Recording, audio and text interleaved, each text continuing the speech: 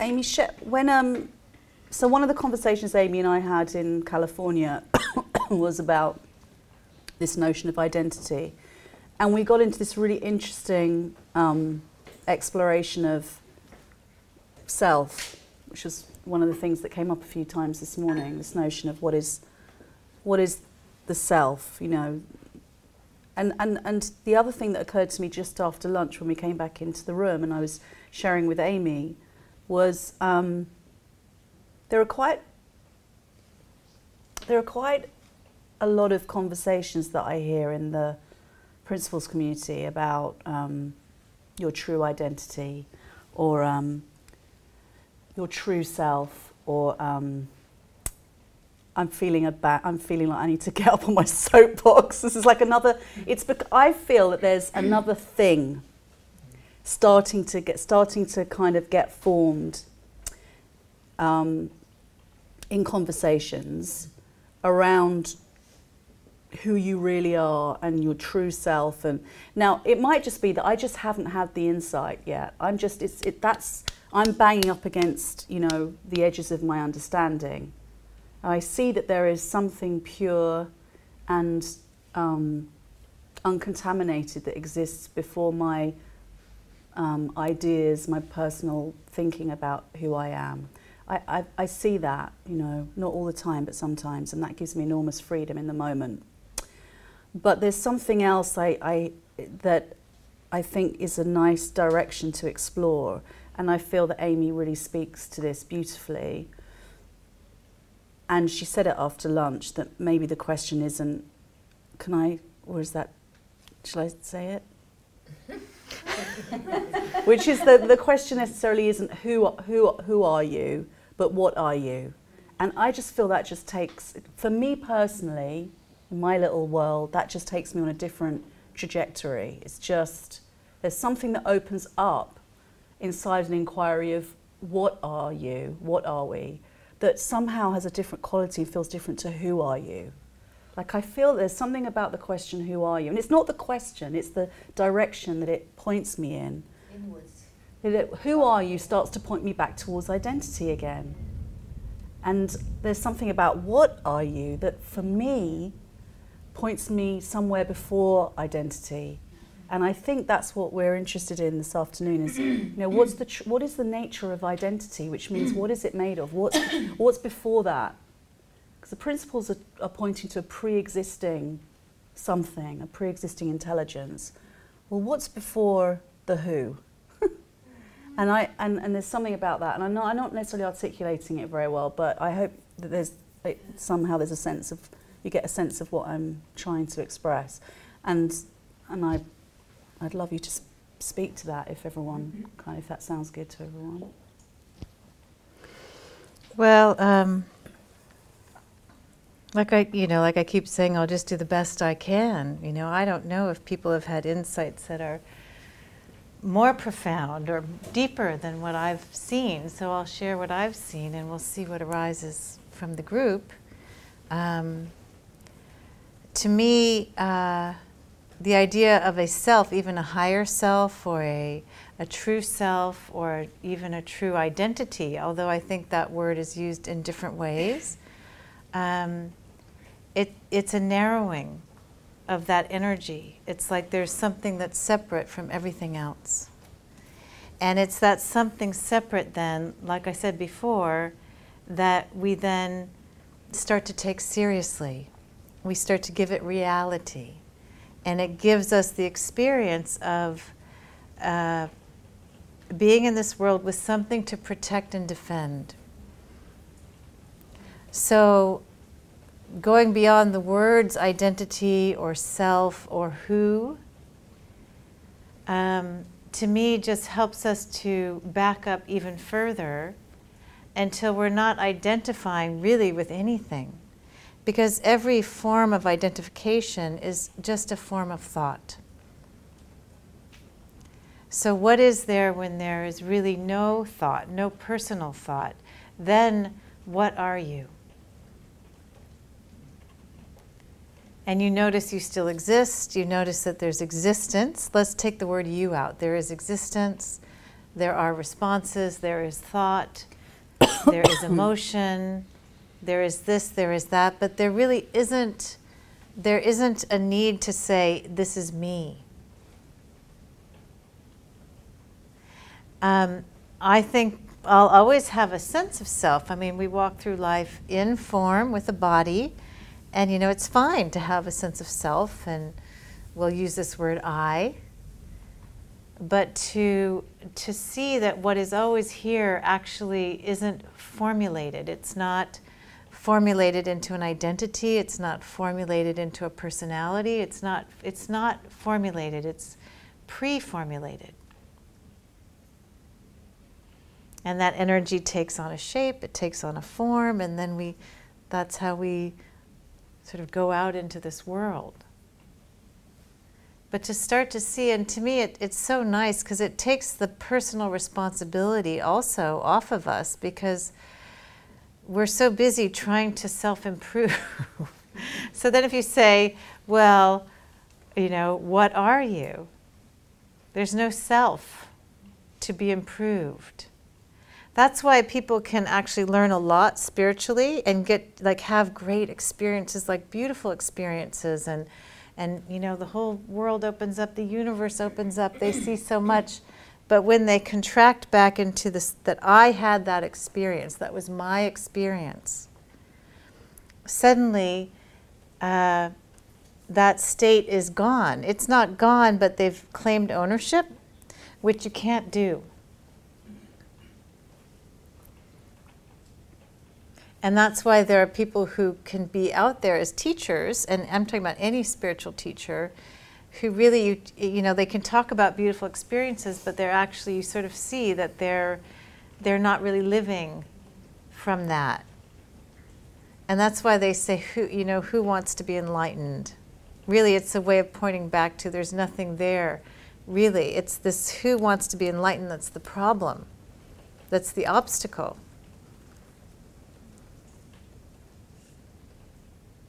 And that's why they say you're already enlightened. You know, only you think you're not, but if there's no you, there's no even thinking that you're not.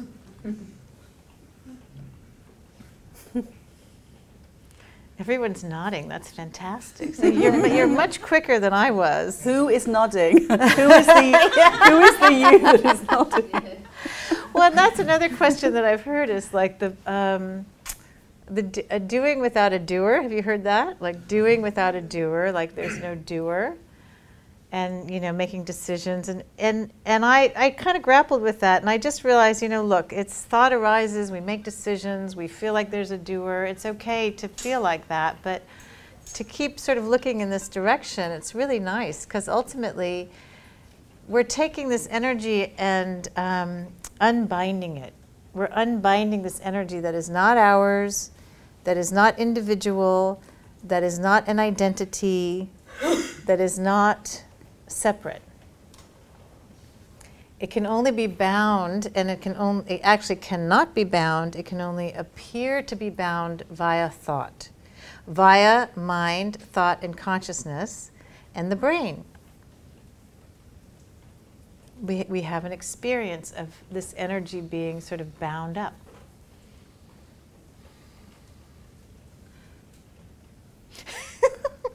Oh, you don't want to do that, Rosie. Rosie has this look. Stop that. Stop it. I think this is not one to think about. No, yeah. I don't. Yeah. It makes sense what you're saying. Ah. But what? But I've got no idea why. Awesome. Yeah, what would Sid say to that? That's like... Just stop. It makes sense. He'd be like, that's period. perfect. What do you guys say? Full stop. Yeah. There's another book called Full Stop. Have you heard of that book? Oh, it's called Full Stop. It's just stop. Every thought is a departure. It's fine to go and depart and do your walkabout. We're doing our big walkabout here. But then to start to see every thought is a departure. I don't get it. Do you see? I don't get it. What is it? I got to go find it.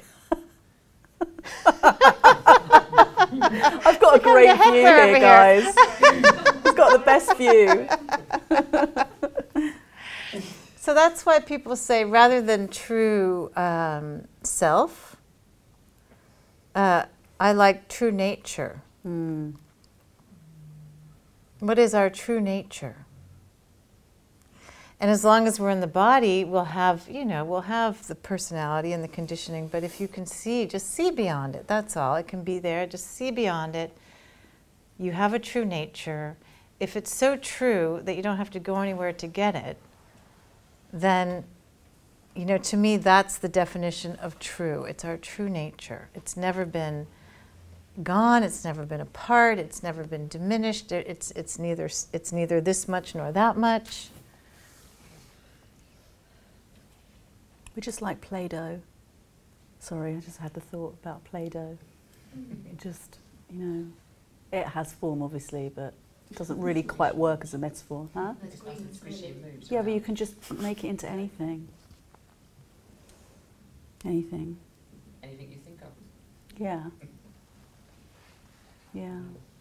And the other thing I'd like to say about identity is that we can start to identify with the movement that we're a part of, that which helped us so much.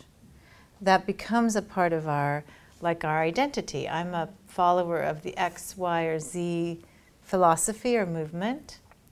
So then that identity gets, it sort of gets in the way, when we're actually, that's why I say I'm not here to actually promote a particular movement.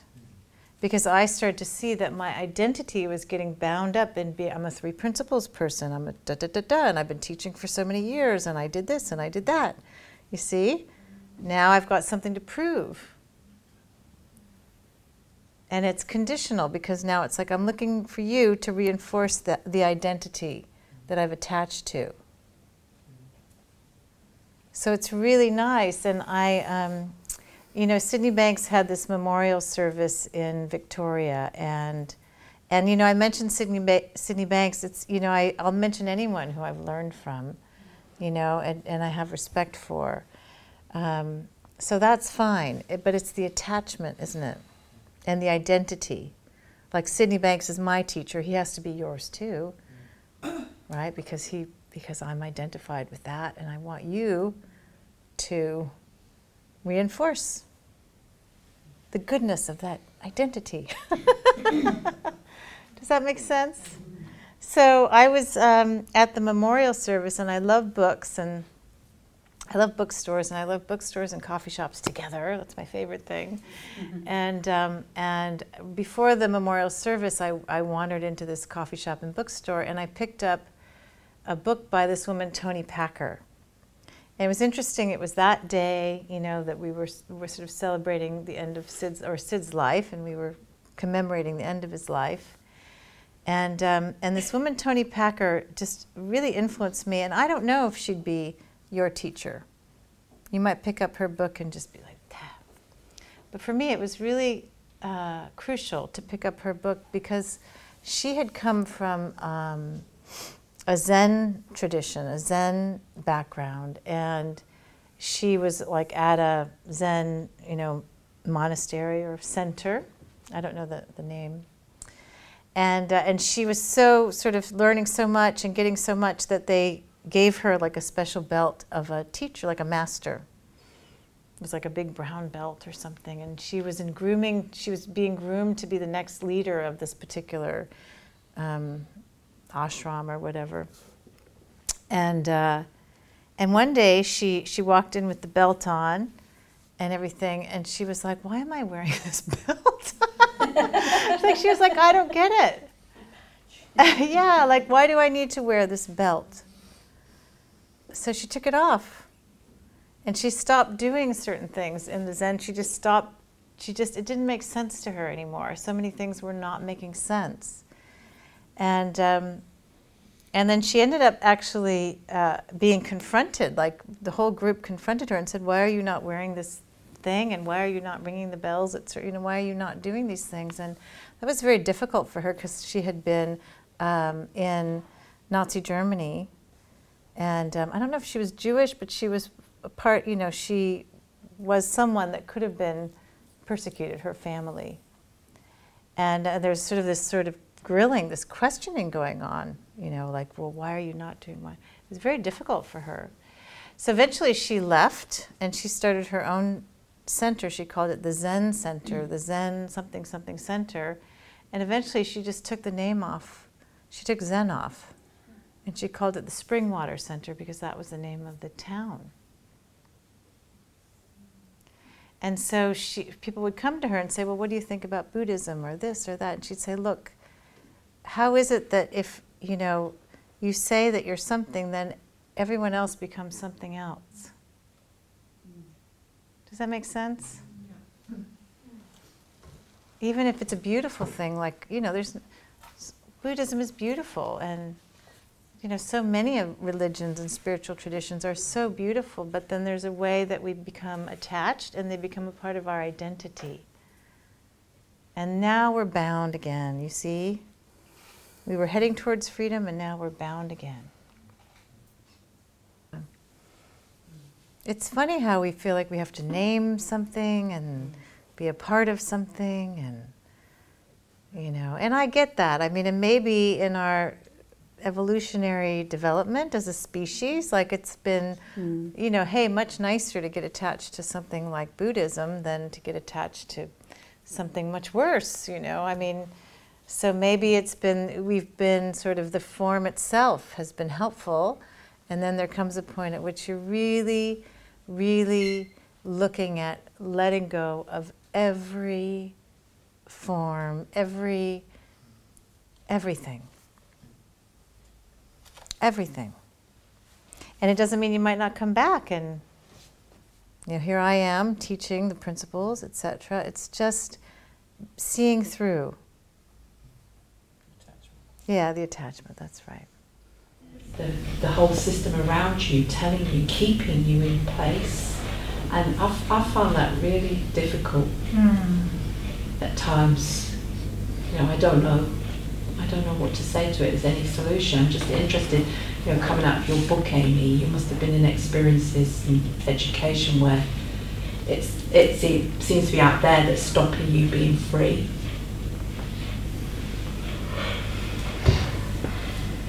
Well, that can't happen, really.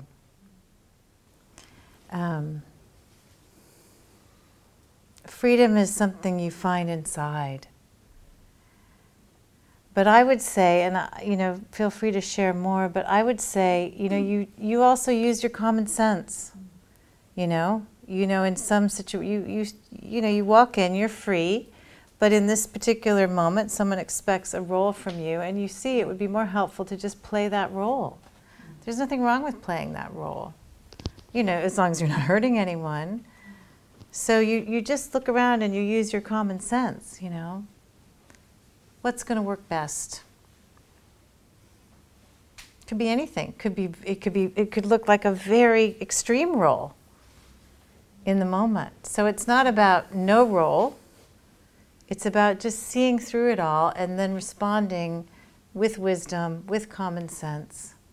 Given the way, you know, we live in this world and there's all this thinking, but I can't go running naked down the street. Not today, it's raining. Not today, because it's raining, but yesterday I could have. Actually, I could go running down the street naked. At any moment, I could physically do that. But, you know, I just know too much. It's just not, it just doesn't make sense. I know too much. I love that line. That's got to be the line of the weekend. I just know too much. I just know too much. Yeah. You know, we're not children. You know. So we use all of it. We use what we use all of it. Use what what you know about society. You know, we use that, but we use it with wisdom. And we understand that freedom is not what we're doing. It's not in what we're doing physically. It may be, but really it's this internal freedom. So, yeah, Helen. I just love what you pointed to a little just before this, sort of towards the evolution of humanity. I wonder if you could talk a little bit more to that. Well, these are just, we're getting into the realm of ideas a little bit. So, these are just my ideas. I sort of feel like we've gotten to a place now where we've got our, for the most part, survival. And you could look at the state of the planet and say, oh no, but the reason that this is because we've got our survival under control for the most part. Meaning we know how to clothe ourselves, we know how to shelter ourselves, we know how to, we can live for quite a long time now, and a lot of us are living with way more than we actually need to live. So maybe it took time to get to that place where we could, do farming and this and that, and everyone could sort of be taken care of. Now, it's not a matter of how much is out there in terms of resources. It's really a matter of our thinking, whether we all can survive together. So I feel like we've come to this place where, we've needed to evolve to a point of where we could support this many people on the planet, and now we can really, we can turn within. How much do we really need? It's almost like we blew a circuit or something, and we're just going as if we were about to starve to death. And we need to have more and more and more and more. But I think we're starting to see that the more does not equal well-being. The more stuff. Bits and pieces, more bits and pieces. And now we have actually, the fact that we can all sit in this room, we're not worried about eating, we're not worried about shelter, we're not worried about all that survival stuff. We have the incredible privilege of being able to sit for 2 days and just reflect on our thinking. Some people be like, crazy. What an indulgence. But at this point in time, it's the most important thing we could do, because it is our thinking that's now creating all these disparities and problems and issues. And on the one hand, it's all fine, it's all perfect from the formless perspective, and in the world of form, it's quite problematic. So to me, it's this dance for me of like, it's all perfect, and maybe I'll feel called to even do a small thing. Just the smallest thing. Help out a neighbor's child, or maybe it's setting up, running water in some country that needs, or even in the States, we have plenty of areas where people aren't getting their survival needs met. So that's honestly, that's just my view. I've had people argue with me. So like Rudy likes to say, you can argue about ideas, but you can't argue about the fact that we're thinking and creating ideas. But for me, I just started to see, wow, I really have a lot. I have a lot. I don't have to be in this worried survival mode. I can trust that, I'll be taken care of, and now there's energy for something else.